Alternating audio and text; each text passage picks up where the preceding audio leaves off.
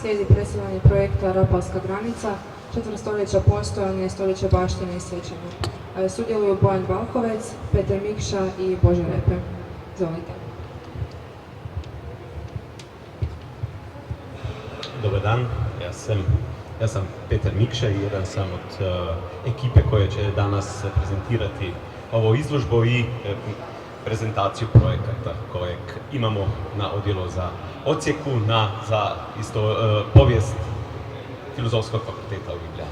Poštovani, svi okupljeni, dragi posjetitelji, drage kolege, povjesničari, dragi kolega Agičić, u sklopu vašeg prijatnog događaja danas imam priliku predstaviti ovu malu izložbu koja je pred nama, na ovoj i onoj strani, i koja će ujedno biti i prezentacija istraživačkog projekta koji provodimo, već sam rekao, na odsjeku za povijest Filozofskog fakulteta u Ljubljani. Vodija je ovdje s nama i više će o tome reći na kraju moje prezentacije Božo Repe, profesor Božo Repe. Prvo bih se želio ispričati za moj hrvatski, koji je primjereno vremenu mog rođenja. Rođen sam još prije kraja Jugoslavije, više hrvatsko-srpski, srpsko-hrvatski, šta smo učili u školi, a budući da uz to koristim još po kojoj slovensku riječ, mogao bi reći da vam se danas obraćam na nekakvom jusperantu. Dobro, nakon ovog kratkog uvoda predlažem da prijeđemo na srž mog izlaganja, predstavljanje izložbe. Izložbe koja govori o Rapalskoj granici, jugoslovensko-talijanskoj granici koja je dijelila Slovence između 1920. i 1945. godine, službeno do 1947. godine. Granici koja više ne postoji, ali je na Slovence imala značajan utjecaj. Ostavimo li po strani ostatke granične infrastrukture koja je i danas vidljiva i obilježava slovenski prostor, još značajnije je ne fizičko nasljeđe granice, ali se ono ogleda u drugim strukturama svakodnevnog života. Izložba je dvojezična, sa slovenskim i engleskim tekstovima, a pruža osnovne informacije o potpisovanju graničnog Rapalskog ugovora, tijeku granice i njezino razgraničenje, te kasnijim obrambenim strukturama koje su nastala sa obje strane u 30. godinama 20. stoljeća. Kao što vidite, izložba je na 4 izložbena panoa, prikazano sa tekstualnim i slikovnim prilozima. Ako se osvrnemo na činjenice, 12. studenog 1920. godine u talijanskom gradu Rapalo, Kraljevina SHS i Kraljevina Italija potpisale su ugovor kojim je nakon Prvog svjetskog rata određena granica između tih dvije države, takozvana Rapalska granica. Linija razgraničenja je u grubom tekla po razvođu između Crnomorskog i Jadranskog vodnog područja, u sjevernom dijelu po Julijskim Alpima, u srednjem dijelu po brdima predalpskog svijeta, a u južnim dijelu po Dinarskom gorju. Ako još niste ustanovili, neka dodam da granica o kojoj govorim nije prolazila samo preko današnjeg slovenskog teritorija, nego se protezala duboko u današnji hrvatski teritorij, preko Gorskog kotora do Kvarnera, a sa Zadrom i duboko u Dalmaciju. Linija razgraničenja određena je po razvođu, već smo rekli, između Crnog i Jadranskog mora i išla je u liniji današnja tromeđa između Slovenije, Italije i Slovenije je u kraju ili u lokaciji Peć, onda još danas je tamo, a išla je Rapalska od Peći preko Mangarta, Jalovca, preko Triglava. Ovdje vidite na panoju granični kamen koji je bio na vrhu najvišeg vrha tadašnje Jugoslavije, Triglava. Onda je išla preko Bogatinskog sedla, Možica, to su bile Alpe, onda Sredogorja, Porezna, Črnog vrha iznad Cerknog, Krnice kod Novaka, Špehovš, Beokovaga vrha, Hotedrščice, planine Javornikov iznad Cerknice, onda na Dinarsko pogorje, Vička gora, Snežnik, do Kastava i onda mora istočno od rijeke. Kraljevini Italiji pripadali su i otoci Srakane, Unije, Cres, Lošin, Lastovo, Palagruža i grad Zadar. Rapalska granica bila je vremenski gledano kratkoročno politička granica, ali je zbog prirode okruženja po kojem je tekla, zbog zemalja sudionica i zbog dominacije društvene klime i administrativno-političkih, vojnih, ekonomskih i kulturnih praksi sililo na oštro ograničenje i razgraničenje. Njome je razgraničen teritorij koji je prije 1918. godine pripadao jedinstvenoj državi, Austro-Ugarskoj, a podijelila je i prije toga nekoliko stoljeća etnički homogen teritorij Slovenaca. Ako pogledamo stajalište prolaznosti, Talijani su sa rapalskom granicom na sjeveru kontrolirali prolaz, vidimo rapalsku granicu tamo, kontrolirali su prolaz između Kanalske i Zilske doline u Austriju, odnosno između Furlanije i Austrijske Koruške. Kontrolisali su Postojnska vrata kao najniži prijelaz između Furlanije i cijele Srednje Europe i obje ključne severno-jadranske luke, Trst sa zaleđem i Rijeku bez zaleđa. Osim toga, u današnjoj Hrvatskoj kontrolirali su neke otoke u Kvarnerskom zaljevu, Zadar bez zaleđa i dio vanjskih arhipelaga sa pripadajućim teritorijalnim vodama. Na taj način obrambenost talijanskog istočnog strateškog luka imala je naizgled povoljna polazišta, što je potkrepljeno opsežnom instrumentalizacijom nove granice, kako bi se, možemo reći, ovaj frontir obdržao. Rapalska granica bila je 289 km duga i uz nju je sa obje strane izgrađena opsežna obrambena infrastruktura koja se oštro usjekla u slovenski etnički prostor. Granica je trajno obilježila sliku krajolika i identitet stanovnika. Njene posljedice, odnosno njihov utisak, osjećamo još danas. Na primjer, trenutačno administrativno, međudržavno i međuopćinsko razgraničenje, pa i tijek između pojedinih parcela na mnogim je mjestima posljedica tijeka rapalske granice i položaja obrambenih objekata koji su je štitili. Krajem krajeva, Slovenci još uvijek riječju primorci definiramo sve one Slovence koji su bili na onoj, koji su došli sa rapalskom granicom na ono stranu, na italijansku stranu, premda su na ono područje koje je 1920. godine dobila Italija, obuhvaćalo Kranjsko, Notransko, Koruško i tako dalje, dakle takozvane stare austrijske zemlje. Tamo su živjeli Slovenci Korošci, Notranci, Kranjci, a svi od tad dobili su ime Primorci zbog rapalske granice. Nakon što je granica dogovorena na papiru, također je graničnim kamenima službeno i označena. Imate tam primjere graničnih kamena i strukturu kako su kameni izgledali na drugom panoju ispod lijevo.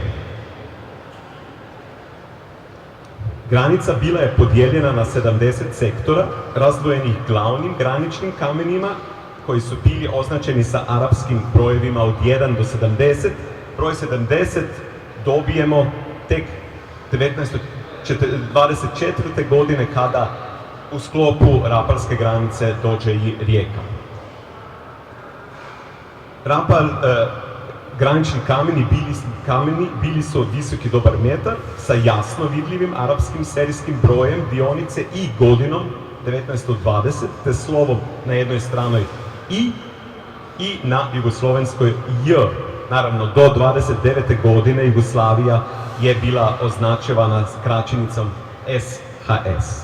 Ispod crte su im uz ove oznake dodali i njihov uzastopni rimski broj. Na gornjoj ploči, na vrhu, osim linije koja je pokazivala prema prethodnom i sljedećem, ucrtan je i smjer prema severu. Torej, imali smo glavne, čipo principale i imali smo onda intersekcijske kamene. Sve skupa bilo je oko 4600, danas procenjuje se da ih je na terenu još sačuvana možda četvrtina ili čak manje. Rapalski ugovor, potpisan prema međunarodnim pravilima, bio je bez ikakvog drugog sporazuma ili rata nepomičan. No, početkom drugog svjetskog rata, točnije 8. srpnja 1941. godine, u Berlinu, nakon podjele slovenskog teritorija među okupatorskim snagama, Talijani su potpisali nov dogovor o toku istočne italijanske granice, koju su premjestili prema istok, odnosno današnjoj središnjoj Sloveniji. Nova granica između Italije i Njemačke tada tekla je pored Save.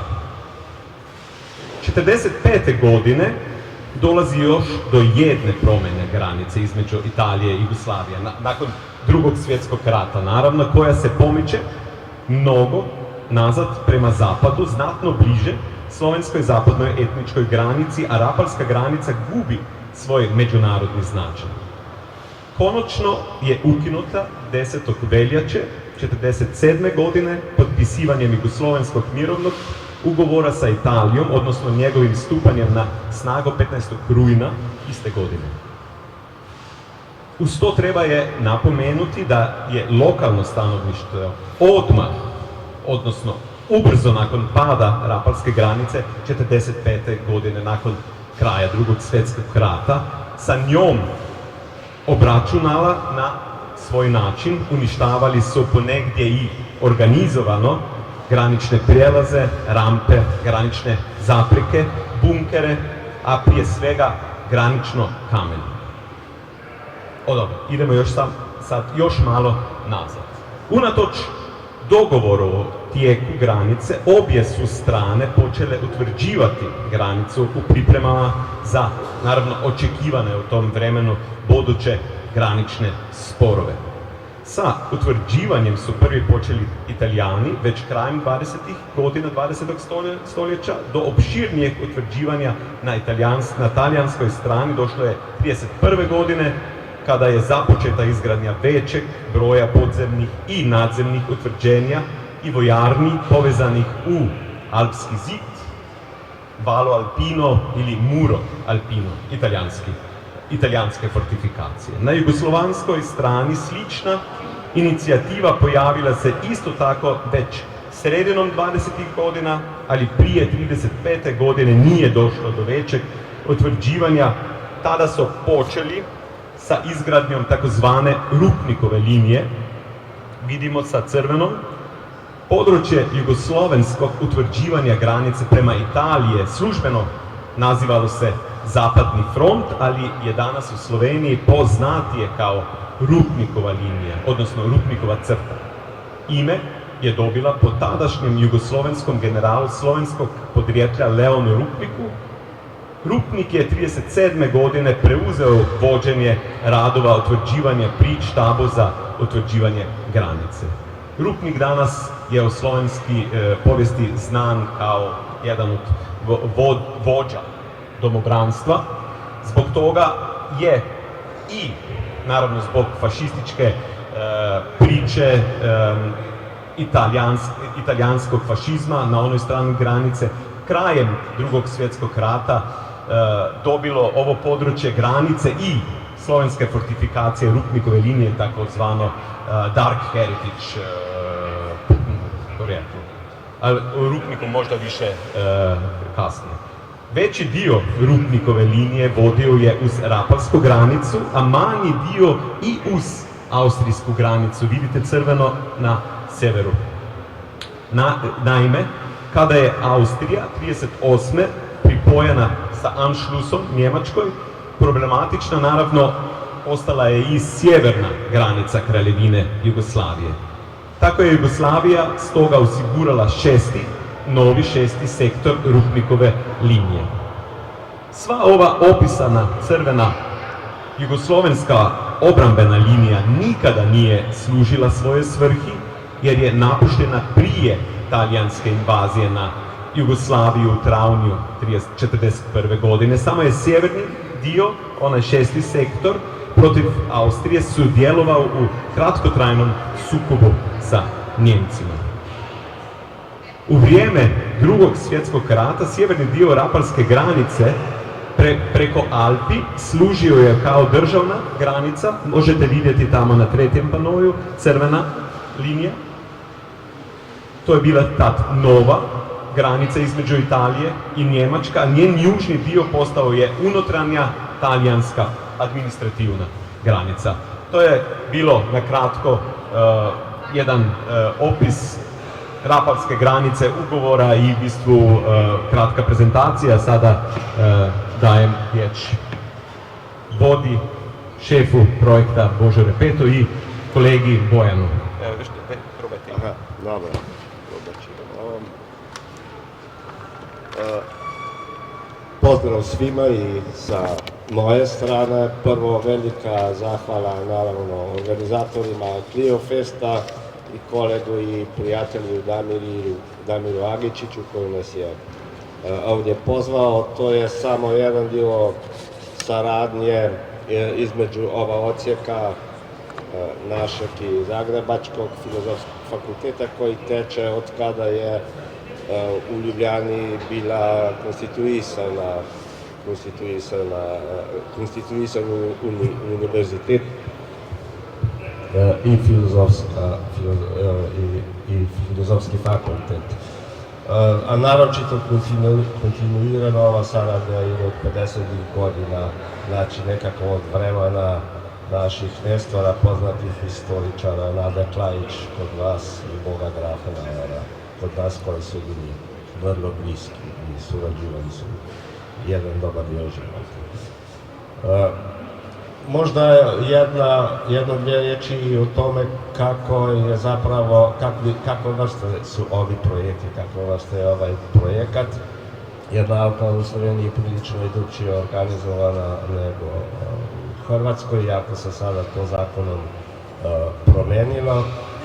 Znači, mi na odsjeku imamo istraživačku programsku grupu, kako je zovemo, u kojoj su uključeni svi profesori, znači svi predavači na fakultetu, na odsjeku za povijest, a i neki istraživači koji su samo čisti profesionalci, da tako kažem, koji inače ne predaju.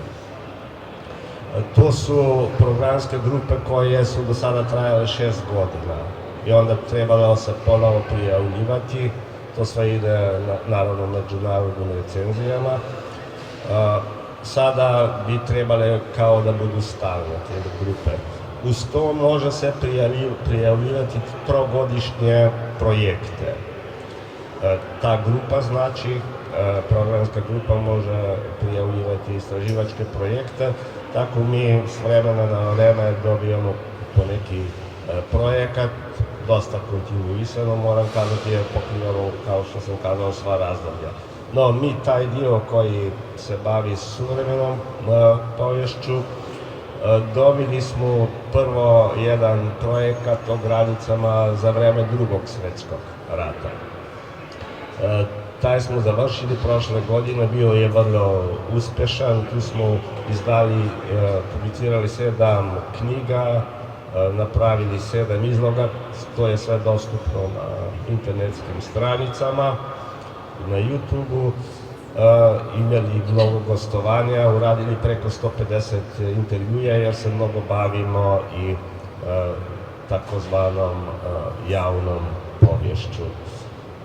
Mislim da je to bila i jedna dosta jaka referenca, da smo sada dobili i ovaj drugi projekat Rapalske granice, u kojemu surađujemo otprilike više manje isti ljudi znači naš odsjek za povijest, onda Pedagoški fakultet Univerziteta u Ljubljani, odakle je kolegica Darja Kerec, koja je isto ovdje.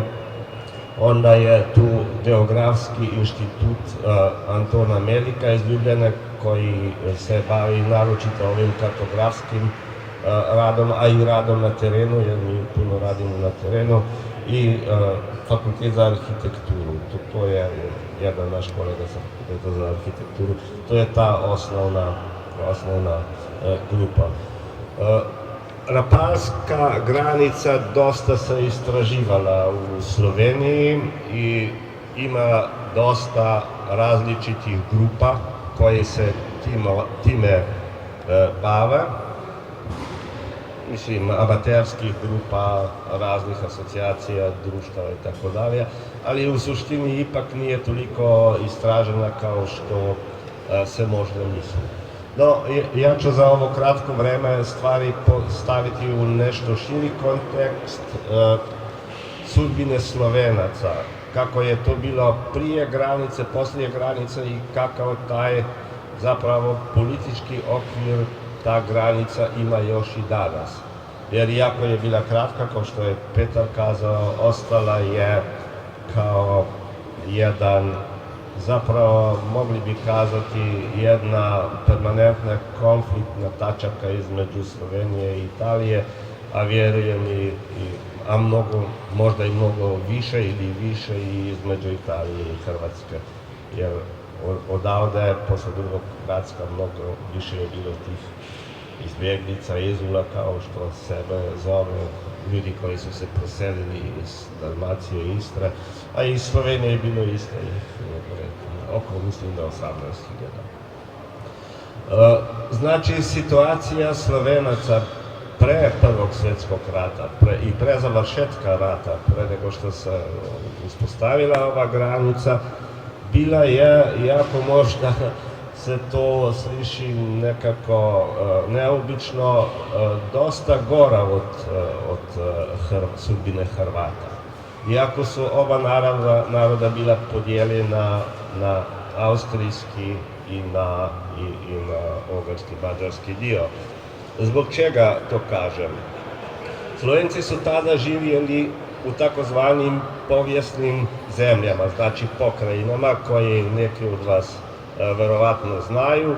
To su bile Kranjska, Štajerska, Koruška, Primorska Gorica i Luka Trst sa posebnim statusom. Dijelovi ovih teritorija još danas u Austriji i u Italiji. Jedan dio, to je najistočniji dio koji graniči sa Hrvatskom, to je područje preko rijeke Mure, znači Prekomurje, je do kraja Prvog svjetskog rata bilo unutar mađarskog dijela Austro-Ugarske. Ono što je osobito važno je da je stanovništvo u svim tim pokrajinama bilo nacionalno mješovito, osim Kranjske. Kranjska je bila jedina zemlja, jedina ova pokrajina koja je imala slovensko nacionalnu većinu. Znači, tu je neka velika razlika od Hrvatske, da ne pričamo o tome da Hrvatska naravno ima u svojoj državnu povijest koju Slovenija nije imala, da je imala u ugorskom dijelu subdržavni status i tako dalje. Ono drugo što je važno kad se priča o toj novoj granici je činjenica da Slovenija i Slovenci do početka rata uopšte nisu bili poznati velikim silama. Znači Velikoj Britaniji, Sjedinjenim državama, Rusiji, pa u velikoj meri i Francuskoj, koja je znala malo nešto više zbog ilirskih provincija i zbog toga što je imala francuski konzulat u Trstu. Znači, ono što su naročito na zapadu saznali o Slovencima, to je bilo samo jedno dijelo britanskog povjesničara i publicista Situna Watsona, koji vi dobro poznajete, bila je njegova knjiga i prevedena. na hrvatski jezik izdana ovdje, to je južnoslavensko pitanje i Habsburška monarhija, koja je izašla od 911. godine, a Sitten Watson zapravo se bavio Hrvatima, a ne Slovencima. On je često boravio ovdje, a u Sloveniji nije boravio i kad je on analizirao Hrvate i njihove težnje za državom, došao je nekako do zaključka, vidio je rješenje u južnoslovenskoj državi bez slovenskog teritorija. Slična razmišljenja bila su i u britanskoj diplomatiji i u britanskom tisku, koliko je o tome pisao. Tako je, recimo, tadašnji urednik vanjskih rubrika u londonskom Timesu došao do slične ocene. Sa njim je u dobrim odnosima bio, recimo, hrvatski političar Franjo Supilo i on je slikovito opisao to slovenačkim političarama, preneo im zapravo to stajalište tog stila da su Slovenci za velike sile mrtvo tijelo. A prvo izvješće Foreign Office o Slovencima napisano je tek tijekom rata i objavljeno 1919. godine. I to je jedno stajalište koje je slično i američkim ocjenama, u velikoj mjeri i francuskim i ruskim. Znači da Slovenci nemaju neku vlastitu nacionalnu tradiciju, nemaju povijesna prava na koje bi se mogli pozivati kod formiranja vlastitog političkog statusa. Znači nemaju i unutrašnje snage da traže nekakvu svoju državu ili autonomiju. Slično je bilo sa Amerikancima, oni su proizveli nekolicinu studija o južnim Slovenima u tom vreme. Bilo je više grupa, onim koji to poznajete, verovatno je najpoznatije grupa Inquiry, koju je lično zapravo sastavio američki predsjednik Wilson. Oni su bili na sličnom stajalištu, znači samo su nekako nisu bili sigurni kako će biti sa južnim Slovenima ako Austro-Ugarska opstane. U tom slučaju vidjeli su veći dio slovenačkog teritorija unutar Austrije, a iz drugog dijela mogla bi se stvoriti južnoslovenska država. A jedna opcija bila je i ono što zapravo danas imamo, više južnoslovenskih država, samo tu je bio strah da ove državice neće se moći odupreti njemačkom imperializmu. Još riječ o ruskom pogledu, znači ruski ministar vanjskih poslova Sergej Dimitrijević Sazonov, on nije imao nikakvih pozitivnih osjećanja do Slovenaca kad je saznao za njih. On ih je htio žrtvovati, a to i naravno veliki dio Hrvata, za to da Italijani uđu u rat. To je naravno bio mnogo širše diplomatske igre oko interesa u svetu i Bospora i Dardanela i afričkih dijelova raspadajućeg Turskog carstva i tako dalje. Tako da Sazonov je kazao da Rusija nije spremna boriti se ni pola dana duže za Slovence, da bi nešto radilo za Slovence. Francuze koje sam spomenuo također bili su u savezu naročito sa Srbijom. Jugoslovenstvo su smatrali kao znači svjetlu širenja Srbija i formiranja jedinstvene nacije po uzoru na Francusku. Dakle, U ovakvoj situaciji slovenački političari, jer narod se ništa nije pitao, naravno, nisu imali nikakvog drugog izbora nego opredeliti se za jugoslovensku opciju. Što se tiče granica, prevladali su, znači, na kraju nepovoljni vanjsko-politični uvjeti, povlačen je sad iz rješavanja ovog pitanja, to je ta znana priča sa Parijskom mirovnom konferencijom, pa i njihova izolacionistička politika i zahtjeva Velike Britanije, Francuske, da londonski pakt, londonski ugovor mora biti ispunjen i naročito interes novih jugoslovenskih vlasti da po svaku cijenu riješu granično pitanje sa Italijom, jer bila su nova država sa strane Italije nije bila priznata, otvorene su bile granice zapravo sa svih 6 susednih zemalja. Osim toga, da je Italija dobila zapadni dio slovenskog teritorija, sjeverni dio pripao je Austriji, to je bila krivnja u velikoj mjeri slovenačkih političkih elita, koje se nisu snašle u toj situaciji. Kao što znate, verovatno, tu je bio izveden plebiscit 20. godina i čak 40% Slovenaca koje je živjelo tamo, znači koruških Slovenaca, glasalo je za Austriju, a ne za Jugoslaviju. I to zajedno sa njemačkim glasovima bilo je dovoljno, naravno, da taj dio pripadne Austriji. Jedini, recimo, plus sa nacionalnog stajališća bio je u tome da dio preko Mure pripada Kraljevini Jugoslaviji. Tako da su zapravo Slovenci se suočili sa novom stvarnošću, živjeli su u 4 zemlje s različitim političkim sustavima i sve su te zemlje bile utemeljene na autoritarizmu, a osim Jugoslavije nisu bile sklone Slovencima. Rapalska granica, o njoj ste čuli, mogli bi se i što još reći o njoj,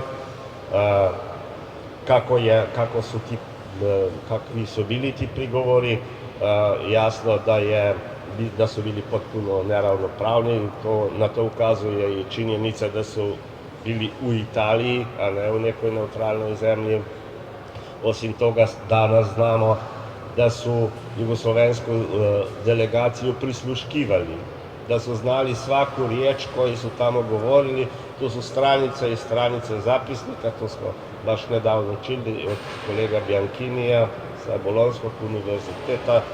Znači, oni su tačno znali što je za jugoslovensku delegaciju od ovih konkretnih pitanja, od ostrva Lastovo, recimo, pa do Visa i tako dalje, šta je prihvatljivo i šta nije prihvatljivo.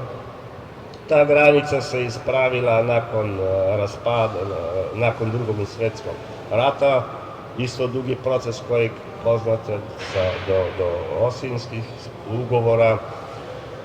Posle osamostaljenja Slovenije i Hrvatske, to je isto stalo otvoreno pitanje, bio je i jaki pritisak, naročito desnog dijela italijanske politike, da se rapalska granica vrati, no to u tadašnjim okolnostima nije bilo moguće.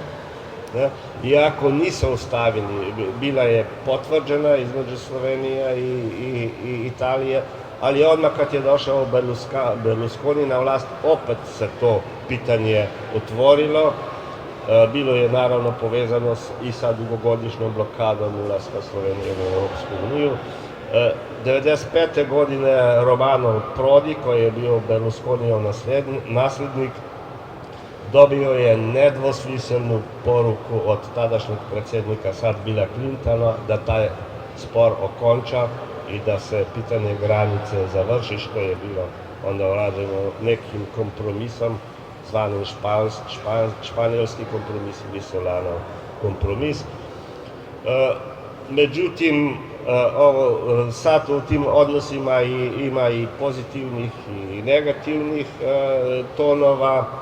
Pozitivni pomaci su dosta krhki, ima tu suradnje na različitim nivoima, recimo u Gorici Evropski trg koji inače Italijani zovu Piazza della Transalpina, to je sada zajednički trg ispred željezničkog kolodvora, Nova Gorica i Gorica, i tu je granica u izravnom kontaktu, znači na jednoj točki, na jednom trgu, a tu je prije toga naravno bila ona prava granica sa ogradama i sa svim drugim.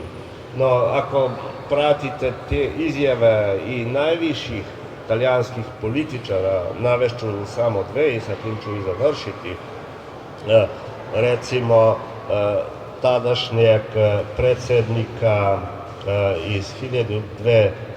godine, Giorgia Napolitana, koji je rekao, evo, otprilike citiram, prevodim, došlo je do pokreta mržnje i krvoprolića, a slavenski aneksijski plan koji je prevladao osobito mirovnom sporazumu iz 1947. godine dobio je mračno obrise etničnog čišćenja. Znači to kaže predsjednik susjedne država, a Slovenija na to uopšte nije reagirala, Hrvatska je reagirala, naročito ostro tadašnji predsjednik Mesić.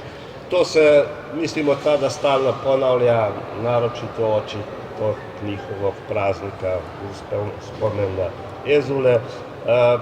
Ona je ovaka, neka slična izjava bila je tek 2 godine natrag, 3 godine natrag, 2019. godine, tadašnjeg predsjednika Europskog parlamenta Antonija Tajanija, koji je uzvikao da su Istra i neka žive italijanska Istra i Dalmacija. On se onda nešto ispričavao jer su hrvatski i slovenački izglasni parlamentarci u Europskom parlamentu protiv toga protestirali, tražili čak i njegov odstup, ali naravno takve izjave ostaju, tako da, iako se čini da je ta granica samo dio povijesti, ako Europska unija neće ostati barem u ovakvom demokratskom obliku kao što je danas, može se opet otvoriti. Hvala sada još i Bojan da kaže nešto o izvođenju naših projekata. Hvala, pozdrav s moje strane. Ja ću reći nekoliko reći o tehničkom vođenju projekta, pošto su te stvari u stvari izbile kao jedan od jako značajnih elemenata vođenja istraživačkih projekta, jer u principu povjesničari smo individualisti. Svako radi za sebe, svoj posao, a kad je u pitanju neki programska grupa, to nije problem. A kad je pitanje projekat koji ima neki uži naslov, onda to dovodi do problema jer se susreće sa pitanjem kako koordinirati rad više ljudi, to je jedno pitanje.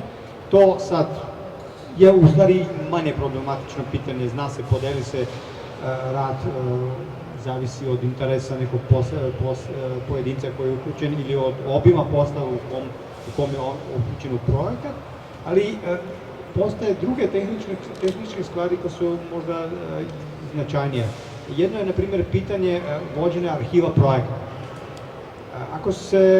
Ako sam pojedinac povjesničar radi neke stvari, onda je arhiv u stvari to što on prikupi ili izvore, ili literaturu, ili neke treće stvari, i to je onda sve kod njega. A kad je u pitanju projekat koji radi više ljudi, to sad onda treba razmišljati o nekim zajedničkim oblicima pohranjivanja svih tih stvari koje se skupe za vreme rada na nekom projektu. Dakle, kako pohranjivati literaturu, na kojim mestima, pre svega jer danas se ne radi više samo o literaturi ili izvorima, ako najprije u literaturi ne radi se više o knjigama i o nekim časopisima, nego se radi o elektronskim oblicima, različitim elektronskim oblicima literature. Dobro, literatura pre svega u PDF-u, ali i po pitanju izvora tu sada nisu u pitanju fotokopije kao što je bilo nekad, nego sad su u pitanju različiti oblici u kojima se pohranjuju izvori od fotografija iz arhiva, fotografije u nekim muzejima, fotografije u smislu fotografije u arhivu nekih dokumenta ili u arhivu ili u muzeju fotografije nekih događaja ili osoba koje se uključuju u taj projekat. Ali u vezi tog dolazimo kasnije, kad prelazimo na izrađivanje rezultata, još do jednog pitanja na koje smo u prošlosti povestičili prilično retko smo se ih dotakli, a to su pitanja autorskih prava.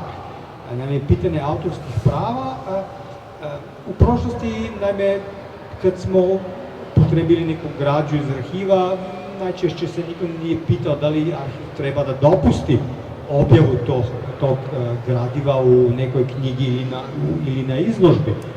Znali smo do duše da je to pitanje škakljivo kad se radi o fotografijama iz muzeja, ali nije toga mi bilo mnogo, jer su izložbe uglavnom radili muzealci, a knjige, onda ti je, ako si radio na nekoj knjizi, onda te je već izdavačka kuća bila je ta koja je imala u vidu rešavanje pitanja autorskih prava. Dakle, sada je to prešlo i na nas ako su naši rezultati u drugačijim formatima.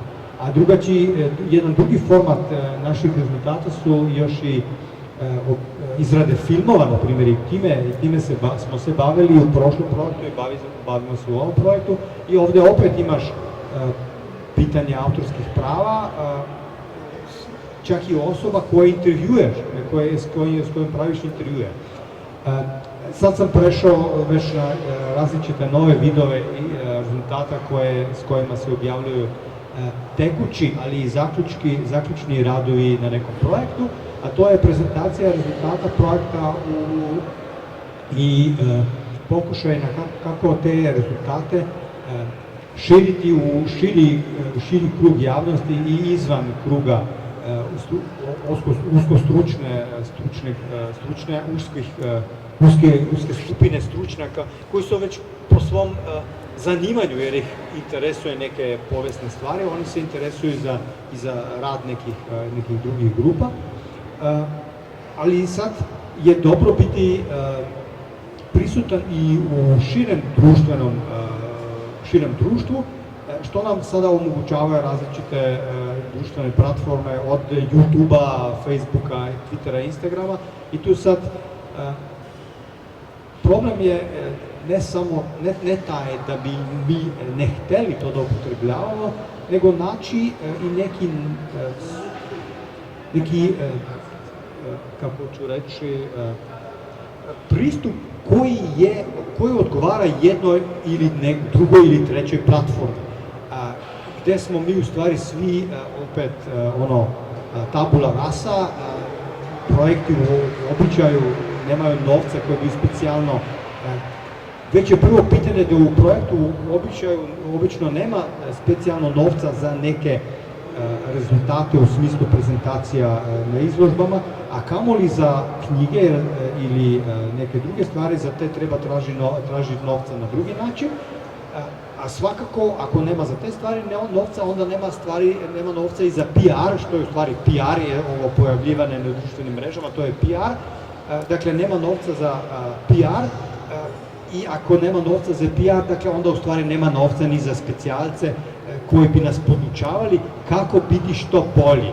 I sad uz naš rad mi u stvari istražujemo to na koji način naći što bolji mogući put da naši rezultati dođu u širu društvenu savest.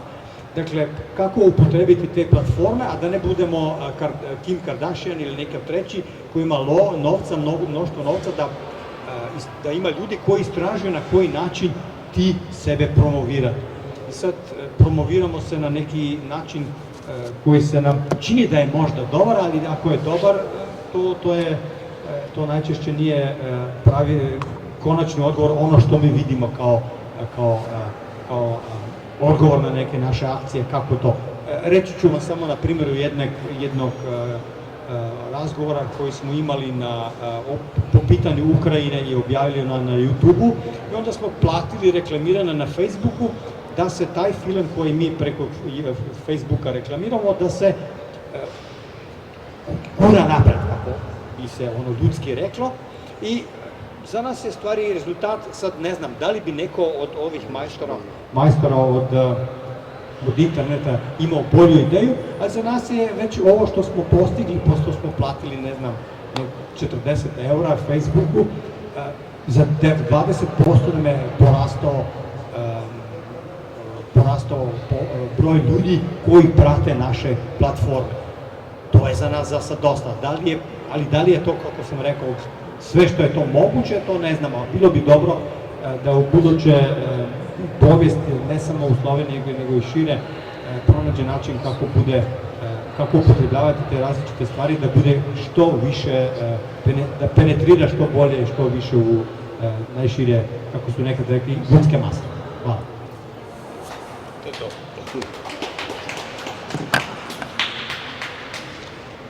Evo, hvala svima što ste imali dovoljno strpljivosti da nas slušate. Ako imate neko pitanje, mi ćemo rado odgovoriti, ali inače već nam je isteklo vreme i verovatno čeka neki drugi na ovaj prostor.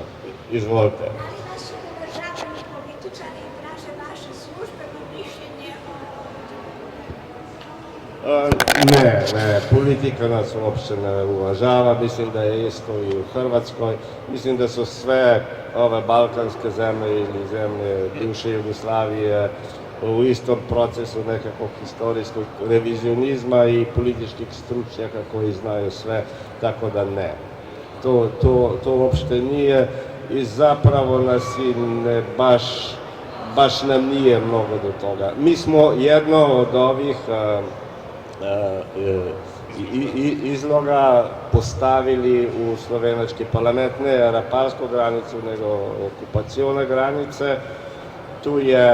To je privuklo malo pažnje, ali recimo oni nisu ni htjeli ni financirati to, tako da je to nije, ali je nešto drugo, ono što je Bojan pričao, mi imamo relativno veliki utjecaj i to nas je pozitivno iznenadilo na medije. Znači, mediji nas dosta prenose jer zapravo mi radimo veliki dio njihovog posla i sada kad su obletnice, kad treba nešto napisati onoma, drugovo, trećemo, oni jednostavno prenose iz naših Facebooka i sa drugih ovih stranica koje imamo. Pa mi surađujemo sa takvim koji pokušaju biti objektivni, a ono drugo je zloupotreba i tu se teško boriti. Dužni ovi političari medije kada nešto objave, Pa ponekad jesu reakcije jer politika, jedan dio politike, desni dio politike u Sloveniji vrlo ima organizovane medije, ima i državne medije pod kontrolom. Znači, naravno da ima reakcije na naše stvari, ali mi nemamo nekih otvorenih stranica, tako da onaj gnjev koji možete, ako želite čitate na toj twitterskoj sceni i tako dalje. Mi se trudimo da to ne pratimo. može se živjeti od izdavanja povijesnih knjiga? Ne, nikako ne. Ja u Sloveniji možda 5-6 ljudi žive od izdavanja knjiga, a ne povijesti. Znate koji je prosječni tiraž knjige u Sloveniji iz područja bilo koje nauke, više manje? 200 komada.